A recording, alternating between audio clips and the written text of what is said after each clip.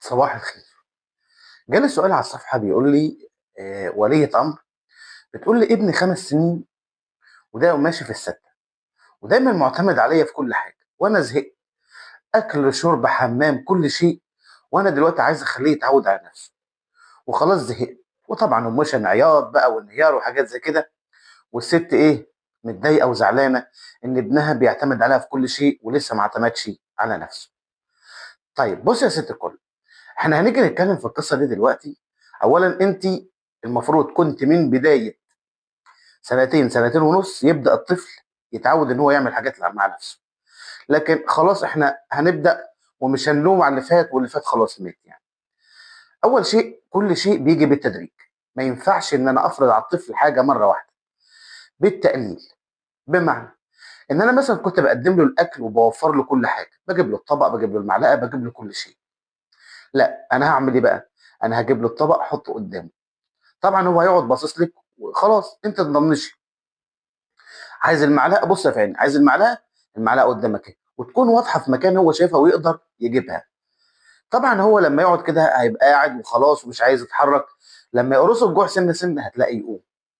انا عارفه ان انت شاطر وهتقدر تجيبها، يلا يلا مع بعضينا يلا. ويقوم ياخد بعضه ويجيبها. هو كده عملنا هدف اللي هو ان هو جاب المعلقه. كل الحاجات دي بتتحقق مع اي هدف بالتدريج.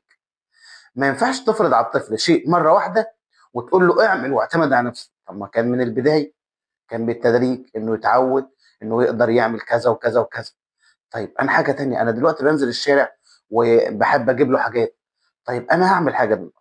انا هنزل بالشارع واديله فلوس واخليه يقف قدام السوبر ماركت ويمد ايده للراجل بتاع السوبر ماركت ويقول له خد اديني كذا.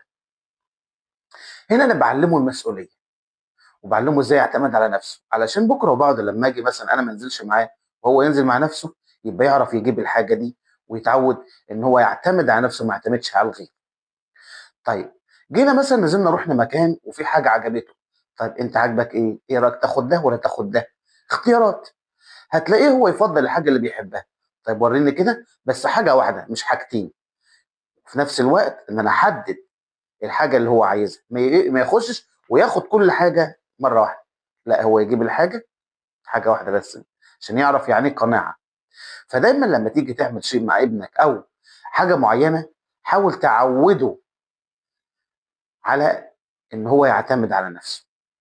وفي حاجات ما ينفعش فيها الاجبار، في حاجات فيها الاختيار، وفي حاجات ما ينفعش فيها الغمر اللي هو مره واحده، لا، في حاجه تدريجيه.